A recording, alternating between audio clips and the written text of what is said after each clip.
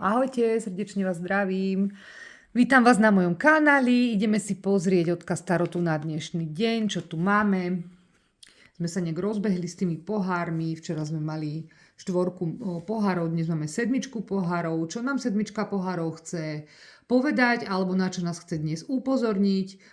Jedna vec je, že máš veľmi veľa možností na výber. Či sa jedná o to, s kým budeš mať ty blízke vzťahy.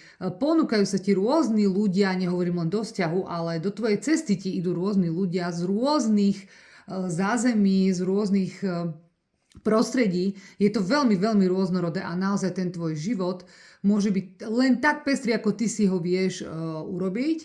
Čiže vec, že vždy máš na výber z veľa možností.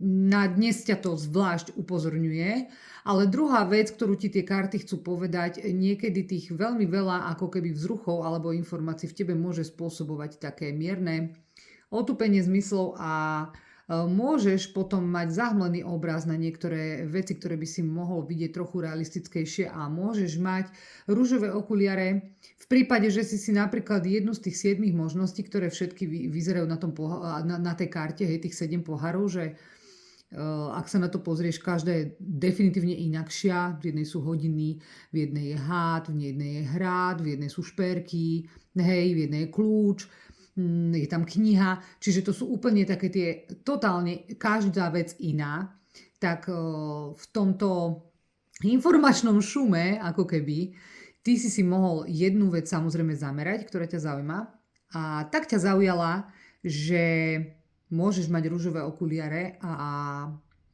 nemusíš mať na to realistický pohľad. Je to len ten prvý pocit taký, ako keď malé dieťa niečo vidím a chcem to a ďalej nerozmýšľa, lebo ono chce. Tak si dávaj pozor v živote na to, čo chceš a čo si vyberáš a nepočúvaj len ten svoj prvý pocit, ktorý je síce dôležitý, ale vždycky musí byť v rovnováhe aj s tým, že si to logicky upraceš a urobíš pre seba čo najlepšie riešenie. Takže toto je odkaz dennej karty.